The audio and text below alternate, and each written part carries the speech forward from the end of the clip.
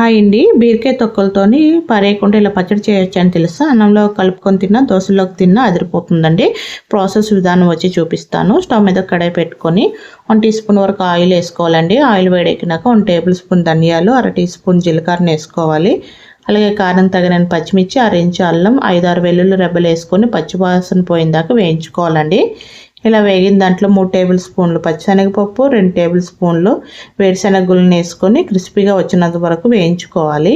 ఇలా వేగిన వాటిని ఒక ప్లేట్లోకి తీసుకొని అయితే పక్కన ఉంచుకోవాలి.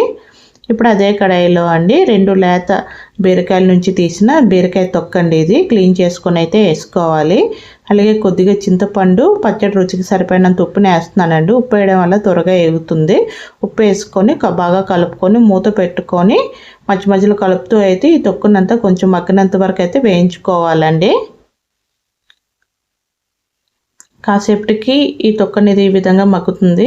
ఈ విధంగా మగ్గితే సరిపోతుంది. ఇప్పుడు స్టవ్ ఆఫ్ చేసుకొని పూర్తిగా చల్లారినాక ఒక మిక్సీ జార్ అయితే తీసుకొని ముందుగా వేయించుకున్న బీరకాయ తొక్కనైతే వేసుకోవాలండి. తర్వాత వేయించుకున్న శనగపప్పు, పల్లీలు, పచ్చిమిర్చి కూడా వేసుకోవాలి. అలాగే 2 టేబుల్ స్పూన్ వరకు వాటర్ని అయితే వేసుకొని మెత్తగా మిక్సీ పట్టించుకోవాలి పచ్చడి అనేది.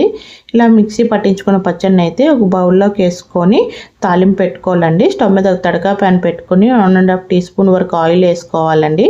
ఆయిల్ వేడెక్కినాక 1.5 టీ స్పూన్ వరకు పోపు దినుసులు వేసుకొని కొంచెం వేగనివ్వాలి. వేగినాక ఒక 2 ఎండుమిర్చి చీలికలు, ఒక రెమ్మ కరివేపాకుని వేసుకొని పోపు అంతా ఎరగా వచ్చినాక వేయించుకోవాలండి. ఇలా వేగిన పోపుని పచ్చడిలో వేసుకొని బాగా కలుపుకొని సర్వ్ చేసుకోవడమేనండి. అన్నంలో తిన్నా, టిఫిన్స్లో తిన్నా బాగుంటుంది.